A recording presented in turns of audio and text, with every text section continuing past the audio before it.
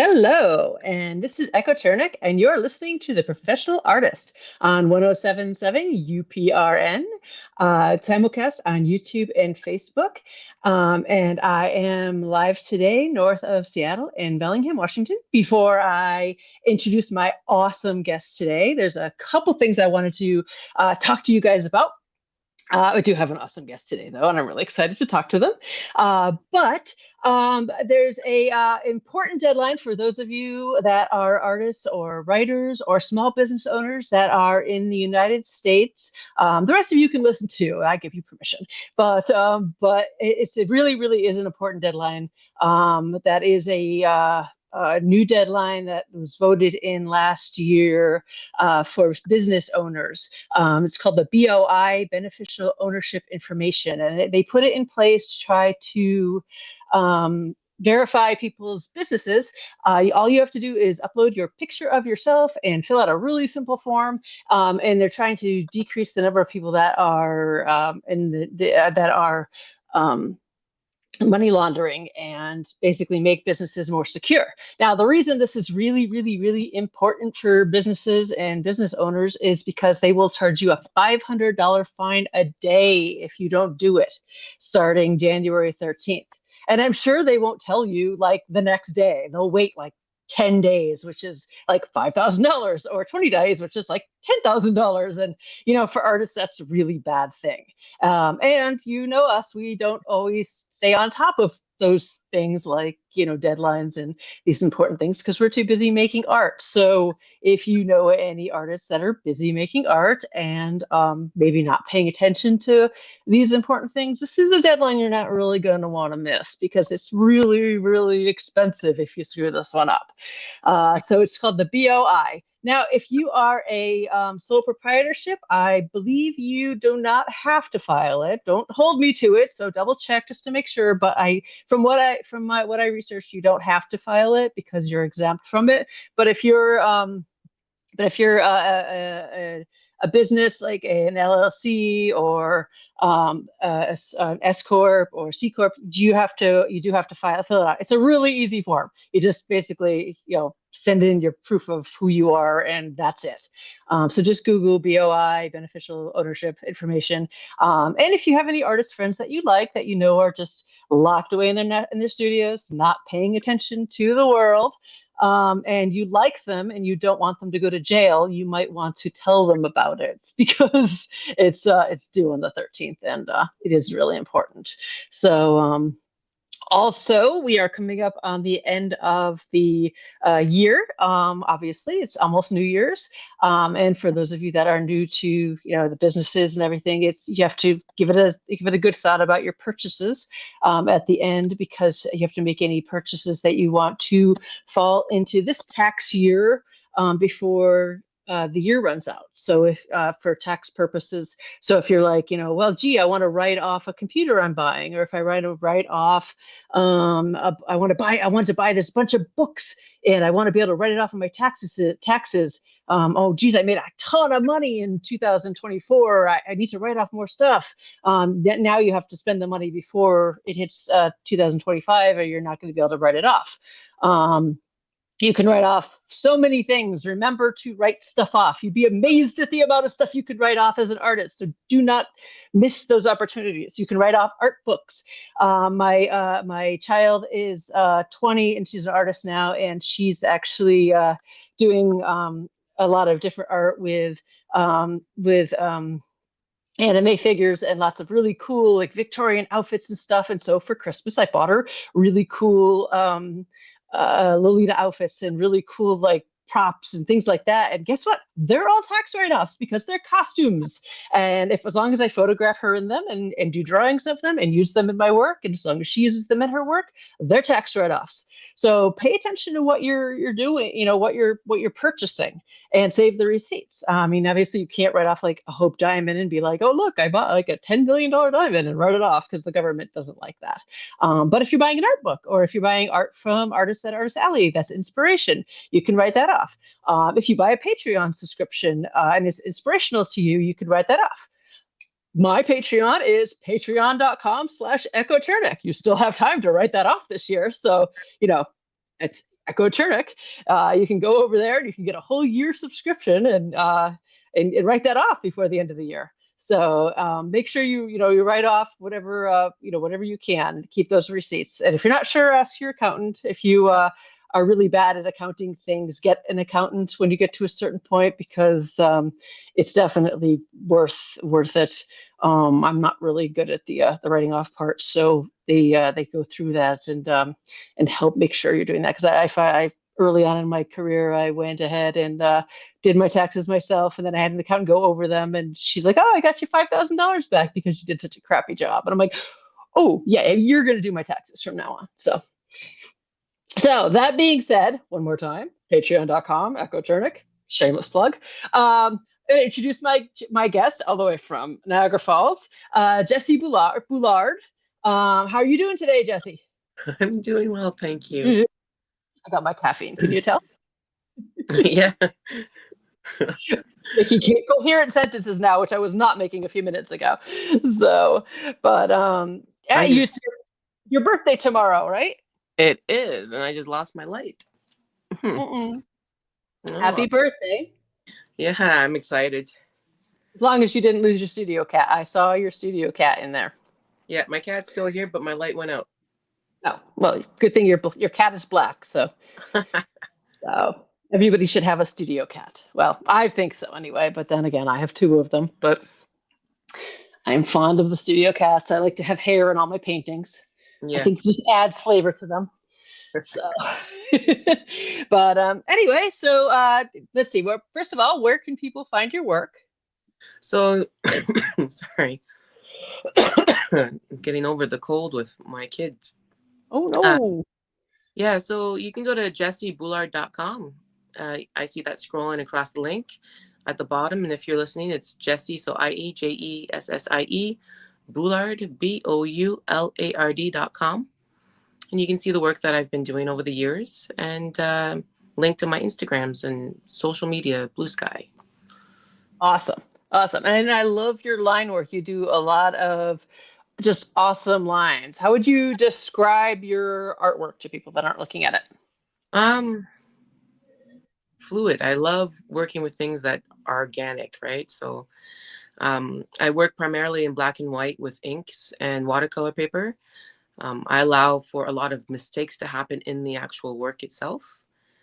And then separately from the line work, I'll go and I'll do experiments with watercolor, gouache, acrylic, Conte, whatever, mud. I scan those and then I put them together in Photoshop. Do you have a hard time like letting the mistakes happen? I know that I'm like, I love happy accidents, and then I started working digitally for years, and now I'm trying to get back into working traditionally again. And when I have happy accidents happen, I keep refining them until I screw them up, and then I'm like, no, why did you screw up the happy accident? Echo, stop messing with the happy stuff. And I keep messing with my I keep redoing things again and again and again because I get used to the undo button. You can definitely get used to the undo button. What I found is that with my kids, I have very limited amount of time. Yours is older, 20. Mine are 1, 4, and 7.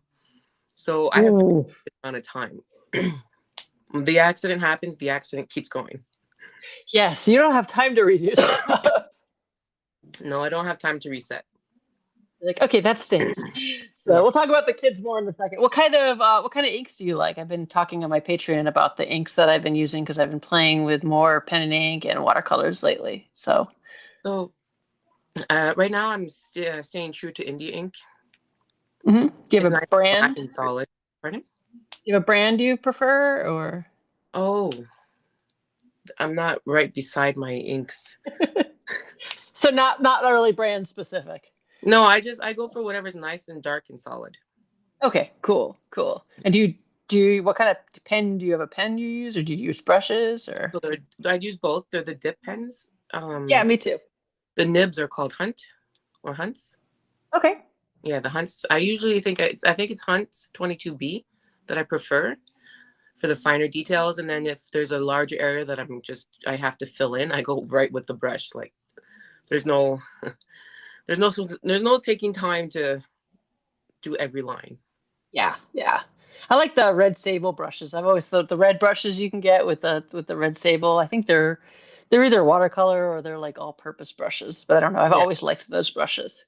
yeah. So I also tend to use my fingers a lot. I've always painted with my fingers, even with the ink. I'm like, just get in there with the fingers. So I don't know. I'm a fingery painter. Probably have I have ink on my fingers right now. So Always, always with my hands are never clean.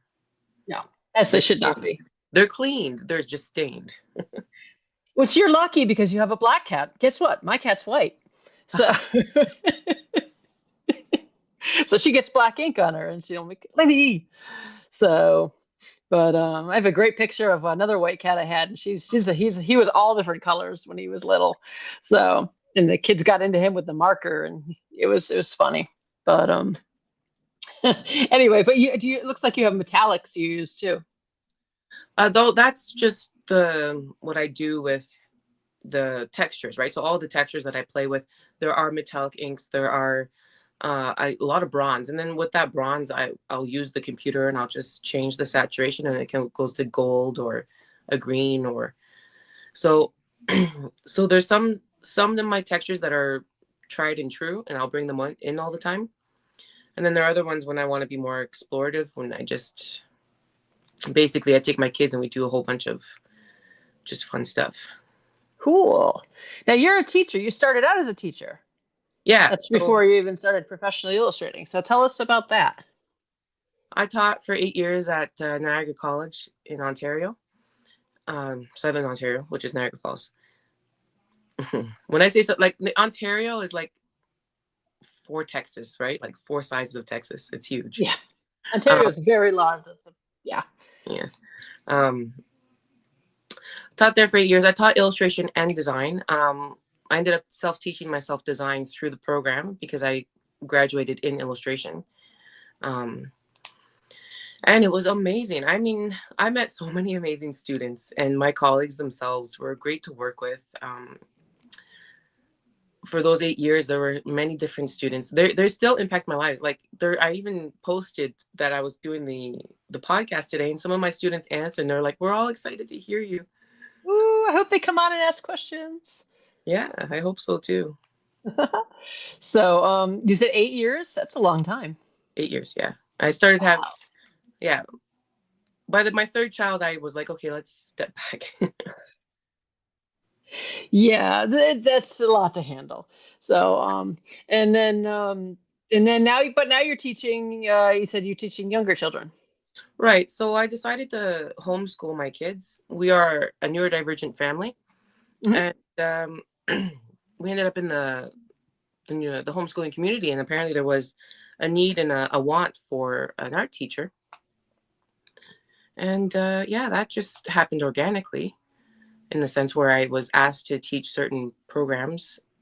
And now I teach homeschooling kids. Instead of college, I'm teaching younger kids. So how does that work? Is there a bunch of parents that you switch off and you teach other people's kids too, or do you Yeah. just teach your own kids? Or So no, like when we do homeschooling, there's groups of kids. Like we can sign up for programs in the area to learn about nature or athletics, or we can do as ourselves. Like I can teach art to other kids. There's a family that really loves science. They do science programs with us, and it's all just community building up each other. that's really cool. It's like a whole village approach. I like that. Yeah. So yeah, there's a lot of artists are neurodivergent. I think we're just built that way. Yeah. So And um, apparently the homeschooling community as well, and they've really enjoyed it. There's some of them I'm even teaching online now. One's from the Seattle region, I think. Yeah. mhm, that's And near me. that's near you. Yeah, Mhm. I'm actually teaching her. She's also neurodivergent, and we met on a online homeschooling program, and she wanted to continue with me. Cool, cool. Yeah. Now we may have listeners, believe it or not, that aren't really familiar with what neurodivergent is because we have talking to people all over the world. So why don't you briefly explain what that is in your words?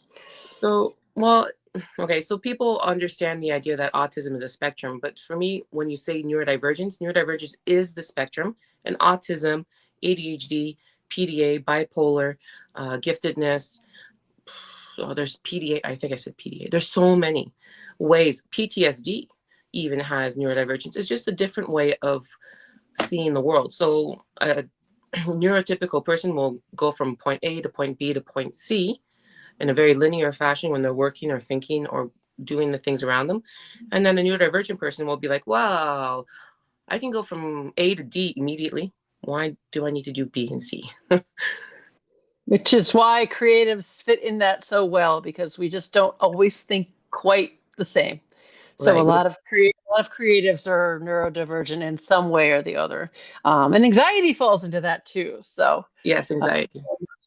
I tend to be in the anxiety group there. So, but yes, I have one with autism, and then another with her own mess of things. So I'm very familiar and work with a lot of people that are on the neurodivergent playground. So, but I get along really well with people that are neurodivergent. So Yeah, we tend to find each other. yeah, we do. It's so, but yeah, is there a different way that you teach neurodivergent children art, you think, than teach neurotypical kids art? Well, the beautiful sorry, the beautiful thing about being a homeschooling family is that we don't need to grade. We don't. There's no comparison. There's no idea that if I'm drawing this flower in this specific manner, you have to copy it. I'm finding that a lot of the students are enjoying my time because I allow them to just draw as they are, be as they be.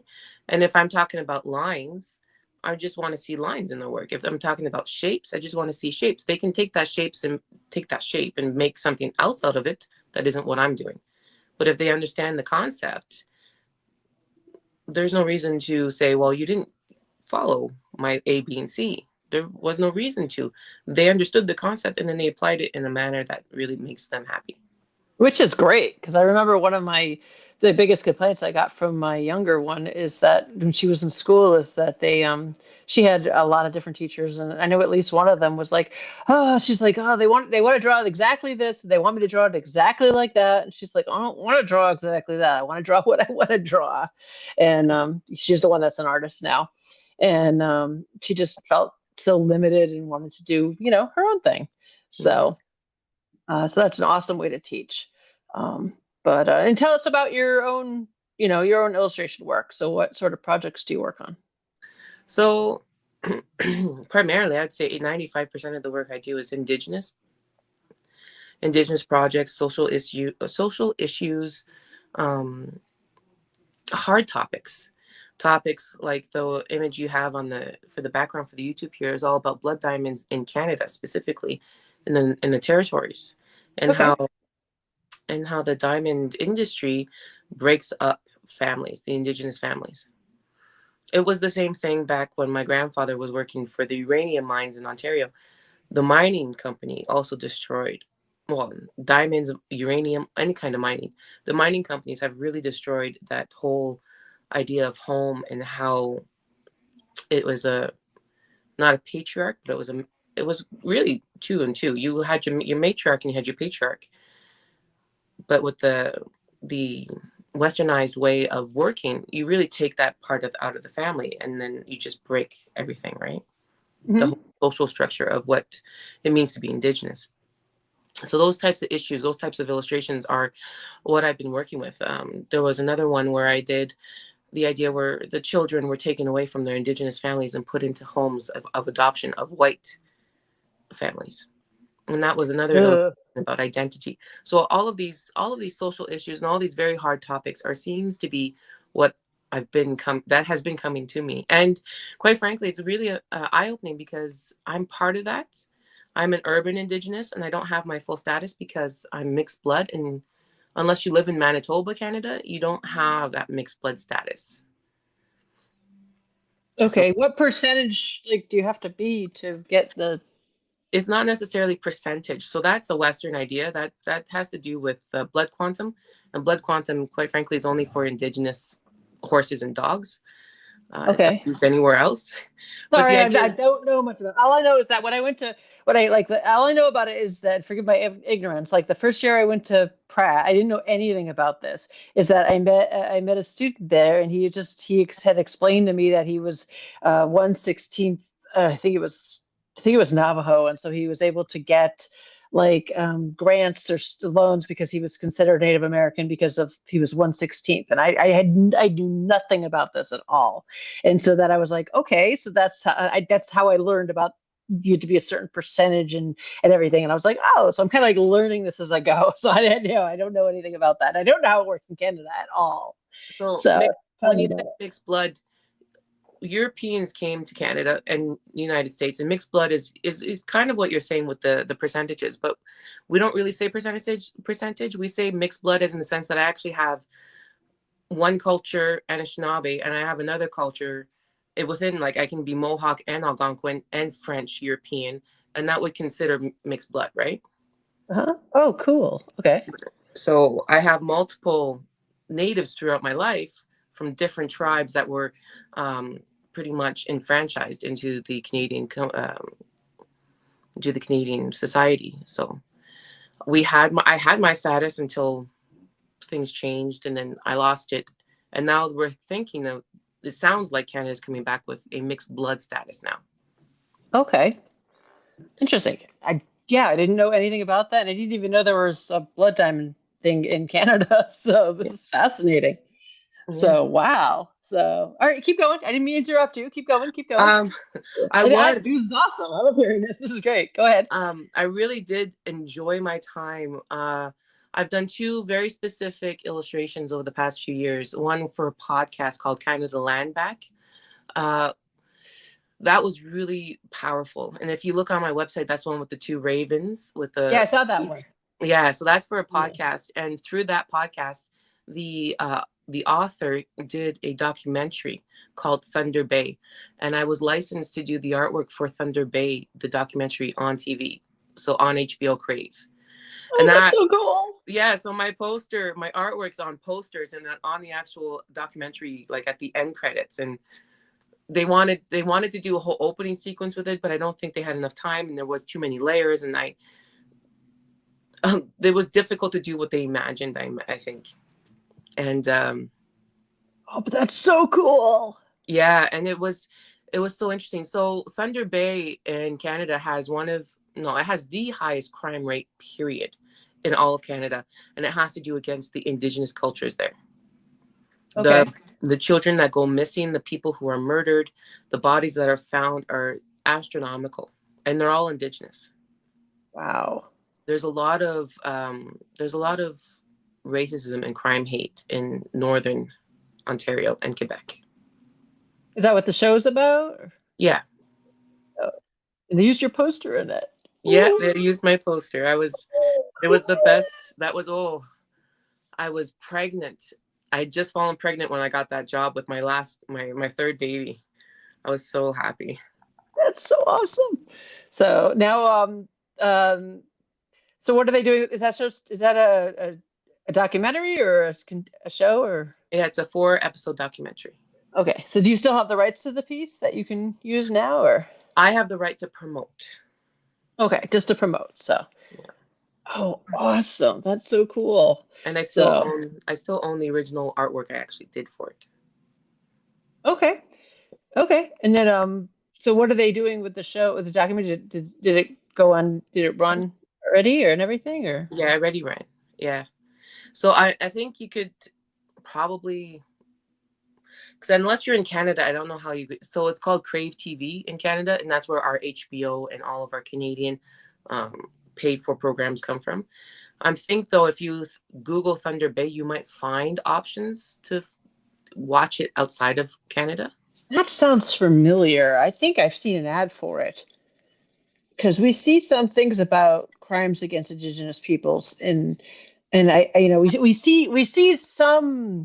see things. We see, like we see ads and we see things, but it doesn't make it through as much as it should. Definitely it doesn't make, but it is starting to get through, which is good. They're promoting it, but I that sounds familiar, and it might have been that they were advertising that. So I'm gonna have to look that up and see. So I'm definitely going to have to watch that now. But it's definitely something they're hopefully they'll push more. Well, with thinking that in mind, like with all that in mind, all of the work that I've done have been really important social issues and very severe topics almost. But there's this one job, and I'm going to say this, I'm going to manifest this job for myself because I just did a proposal. They did a call out. So it's a call out submission for poster artwork for Pollinator P2 to do about the pollinators of the United States. And so I did my submission, and I did the idea behind the Indigenous, where we do sweetgrass, where you braid and have that connection with the earth and that healing and that honesty. Mm-hmm. And I put the 7 grandfathers in there in the sense that you want to have that the courage, the love, all of that information in there. So it's 7 different animals that are all pollinators to the North America, and then 7 very sacred plants that associate with them and with the Indigenous, and it's all in a braid type thing. I'm going to put it out there. They told me by the end of December I would find out. Tomorrow's my birthday. Monday, Tuesday's the end of December. So let's get that job. Tomorrow's your birthday. We're gonna manifest that right now. Everybody, give those thoughts. We're gonna do this. Oh, good thoughts. Good thoughts. Right, and it's a great subject. It's an uplifting subject, and I'm hopeful for that. Right. Oh, Athena just posted the link for us. crave.ca/en/tv-shows Thunder Bay. Thunder-Bay. So thank you. Yay. So yes, so it can be found. So yay. Woo! I just posted it up so you can see it on the screen here. So, but wow, that's just fascinating. So what are you going to do? Well, first of all, you're going to get this job, obviously. We're going to manifest that, and so, and you're going to keep doing more of this type work, I hope. I love it. There's nothing I don't want to do. Yeah. So definitely, that sounds like you found a definite niche. Apparently, I have been informed by my childling that only Gen X says niche. So niche. So yeah, for your work, definitely. But that's great, and it's a little bit of a drawback because I find that I'm having trouble getting a constant flow of clients. I would love to do, if social issues is my illustration type niche, then cool. I would love it. It just doesn't have to always be Indigenous. I would love to have more options. I think though right now everybody's having a problem finding a constant flow of clients. Things have been really this year. This past year has not been fantastic for anybody I've talked to. Everybody's been really, really down. 2025 is going to be amazing. We're manifesting that right now. It's going to be just, it's going to be crazy. It's going to be balling. We're going to be just so busy. It's going to be awesome. But this last year, we're just not going to talk about 2024. I had so many hopes because 24 is my favorite number. And I was all like, 2024 is going to be great. And it was just like, what the hell happened? But yeah, everyone I've talked to in illustration has just not, it's really been down. My work's been down. Everybody I've talked to, their work's been kind of, but so I don't think it has to do with your style or anything. It's just been in general. So, and you've been you've been busy with the kids too. So now that they're getting to an age where they're getting more manageable, aren't they? Sort of. Oh yeah. My oldest is helping out now at 7, and my 1-year-old, I'm able to get a babysitter, and I'm not so worried about it. Oh, that's good. So, yeah. So I read what Athena said. Yeah. Athena did a miniature pollinator series of paintings. So fingers crossed. So, yeah. So, so your kids are doing good. They've gotten they leave you alone to do work. Well, yes and no. Sometimes I have to set it up where I'm I'm lucky. I have a donkey at home, so I can stand while I work. Okay. If I want to, so I can set them up at their own table, and pretty much I have this giant, like canvas cloth to put underneath them, and they just go at it. Cool. So I may be able to do certain things well with them, especially with textures. The line work, though, I am lucky to have a village where my mother and my husband, if he's not working, they'll take turns and I have some time to myself.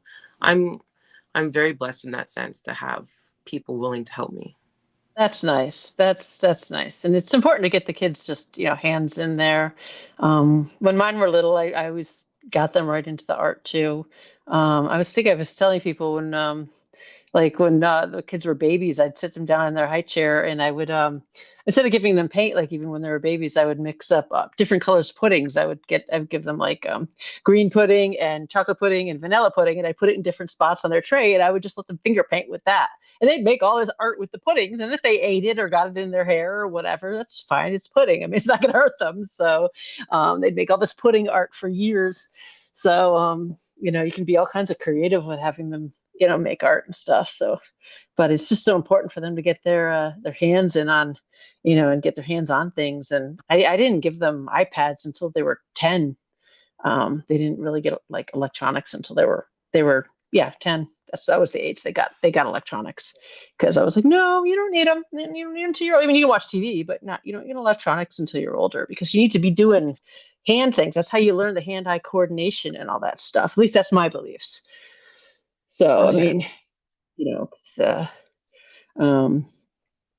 and now my younger, well, actually both of them are artists. So the older one is autistic. She was just diagnosed, and which is a great relief for her. She finally got diagnosed. She didn't know why she was struggling so much her whole life, but it's nice that she finally has some answers and stuff, and now she's finally starting to kind of find her way. But they're both artistic, and it's just great to see them create and see how they think. It's just so cool.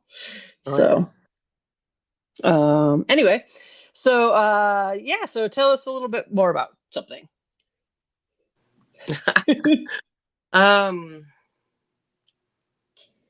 AI, what are your thoughts on AI? Let's just get that out of the way right now.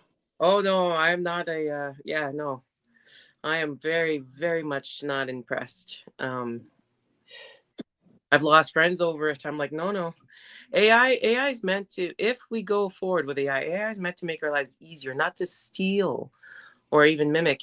What I really do believe is that if you continue, especially with the schools, in Canada, they're allowing AI, chat, whatever, to actually help them write their homework now. It's an They're allowing it? Yes. And so what I feel very strongly is that AI takes the best and the worst and it makes everything mediocre. Yeah. Everything's mediocre. Nothing's amazing, nothing's bad, but nothing is quite right either. And if you're going to learn how to be mediocre, you'll never have the ability to push yourself further. And no, I'm not for it in any way, shape, or form. And I'm happy I'm clean. Yeah, no, you're right.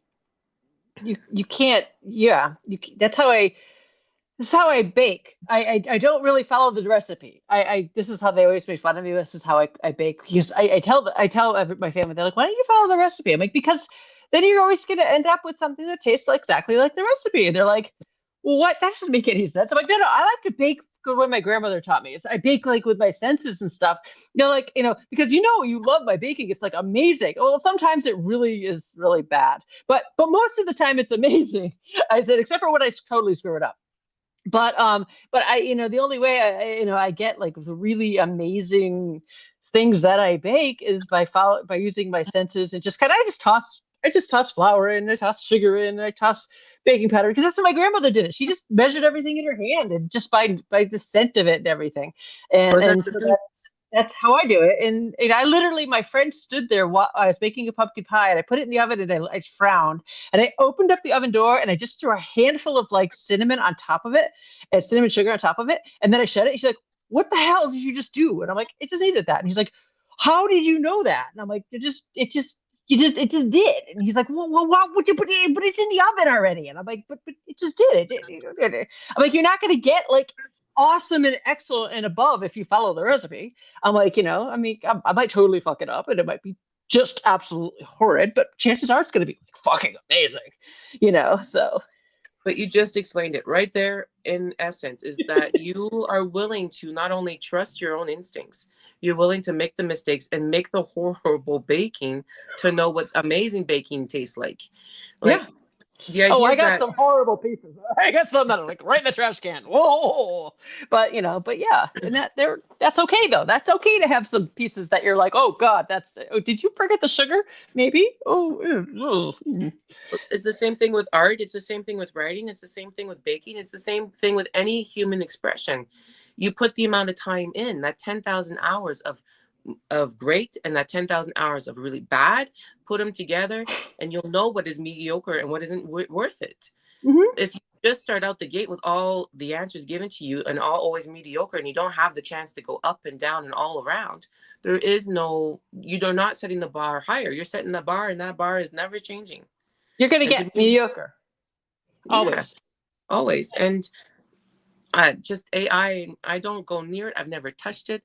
I'm bilingual and neurodivergent, and I learned how to write. I learned how to read in 2 different languages, and I still make mistakes when I write. I still make spelling errors. I still make grammar errors, but I'm still able to move forward, and it's still better than what Chat can, or Chat Chat. That GPT.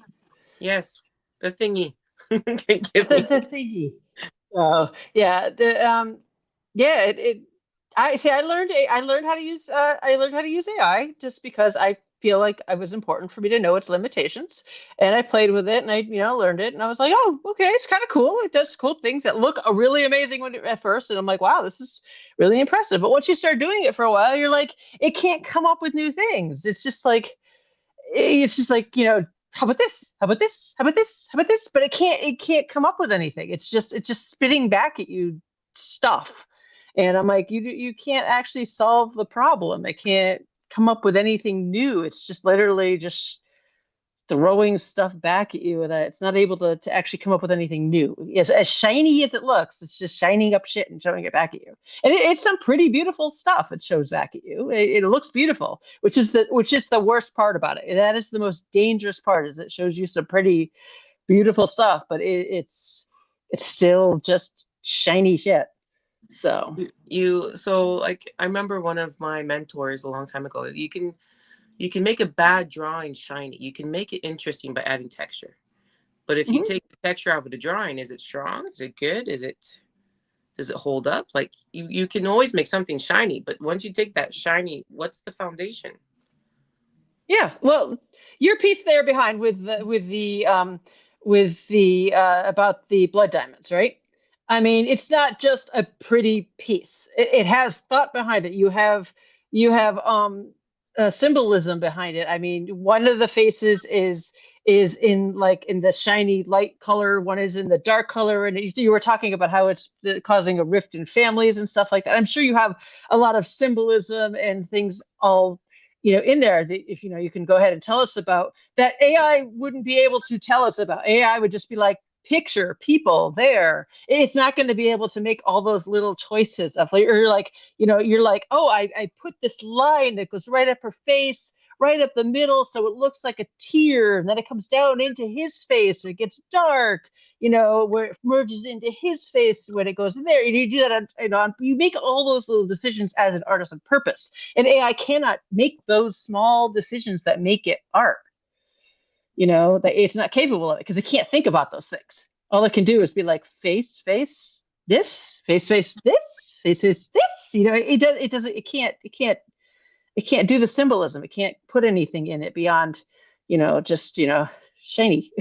Yeah. So the So research behind it, the blood diamond illustration specifically, that's an open pit mine. There are a lot of open pit mines in Canada.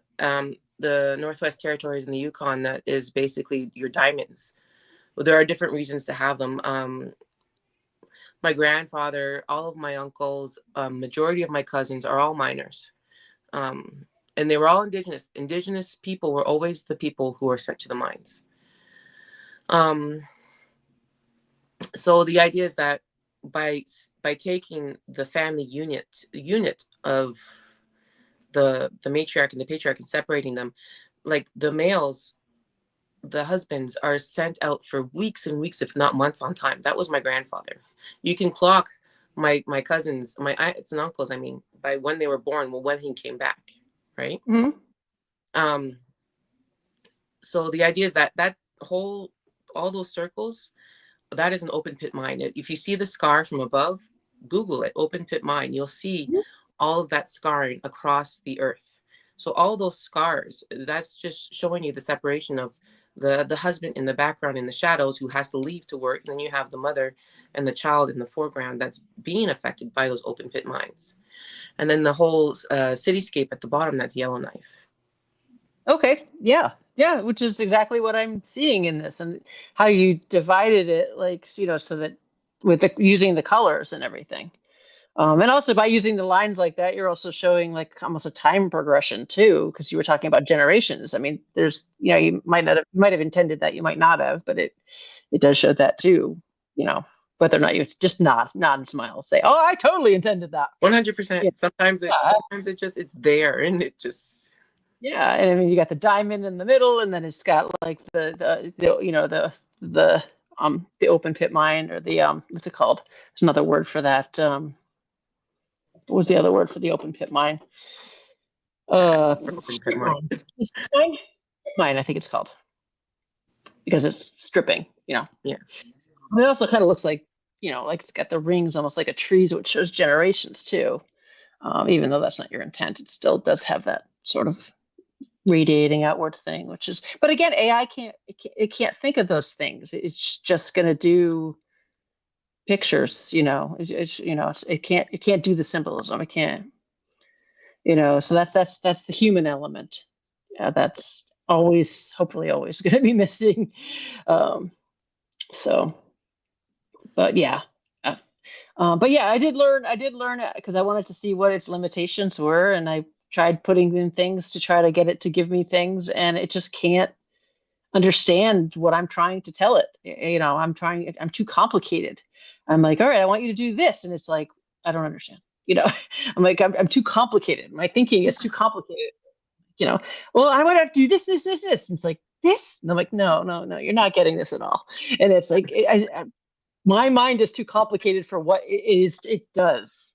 Divergent between the difference between a divergent thinker and somebody who needs that step A, B, and C, right? Yeah. Yeah. I can't do questionnaires, period. They're like, okay, so if this is the question, do you answer A, B, or C? I can't. It's morally gray, and you're asking me to give a definite answer, and I don't have all the background information. I will not and cannot answer this questionnaire. Yeah. Yeah. See, I can picture things in so many different ways. People are like, can you picture art in this style or this style, or can you change? I can picture art in so many different styles. They're like, well, can you picture this scene in this, in a woodblock style? And I'm like, and it's just like there in my head. And they're like, well, what if it was like an oil painting? It just switches. I mean, it just switches. I can do that. And yeah, I don't. Too neurodivergent creative mind. My mind's always just flipping around to 40 million different things, which is why I have so many different styles of art. So I'm always onto the next thing, and I'm like, all right, focus, Echo, focus. Let's eye on the ball here. So, but yeah. But AI is it's going to be around. Unfortunately, there's definitely a lot going on with that this last year, but I think this year is going to be really a really good year, this next upcoming year, because I think that artists are definitely taking a stand, and it's nice to see that the public is starting to understand. I think we need to teach I think we really need to teach the neurotypical public what the effect AI has on artists, and how to identify it, because people are like, artists get mad that the public doesn't recognize that, oh, that's AI, can't you tell? And no, they can't tell. They really can't tell. As an artist, you're used to seeing the telltale signs, and I've spoken with several people, and they don't have any idea how much it affects artists, and they don't have any idea how it's made or how it affects the environment. They just don't know. I think they just need to be taught, and nicely. They need to be And it's, taught, yeah, and it has to be taught, but it also has to be understood. Like some people just don't have that idea of a repercussion, right? They just don't see the next step, that if it continues, it can continue to harm. And it's not just the artist, it continues to harms humanity. It harms us as a humanity. And they don't have that next step. And then well, it's that's like, all unfortunate. right, you ever broken a bone at all? Have you ever broken like an arm or something, and then you wear a splint like on your arm or something, and then remember you take off the splint and you're like, God, my arm feels so weak. You know, your like muscles feel all atrophied and weak and stuff. I mean, if we get used to AI making our art for us, it's like wearing it's like wearing a cast for like a long time. If we wear a cast for generations or so, we're not going to be able to make art because we're going to be wearing this cast, and our muscles are going to be all weak, and we're not going to be creative anymore. I mean, we're literally Just, like yeah, going to atrophy. just So go watch Wally. go watch Wally. You're going to be, Yeah. going to have to go get our drinks in a cup. Of course, but then again, that's not always bad. Drinks in a cup are sometimes nice. But okay, our pizza trees would be kind of cool though. That'd be kind of fun. But yeah, and Athena's saying AI is harmful to the environment. I had brought that up at the beginning when AI first sort of made its harmful debut. I had asked, like, wait a minute. I thought that when they were talking about what do you call them? The Everybody was into the what were those? Oh God, the name of it escapes me. The art. So when people were making the pictures of the art, and NFTs. If you were making all the NFTs and everything, and they were talking about how harmful it was to the environment, and I'm thinking, is AI? It's got to be like really just as harmful, and everyone's like, oh no, it's fine. And I'm like, oh, it's got to be, and all of a sudden, it's come to light that it is definitely as harmful. So yeah, I'm glad that people are finally bringing that to people's attention. So. Well, anyway, so we have a few more minutes, so let's move on to a positive subject. So, yeah. So,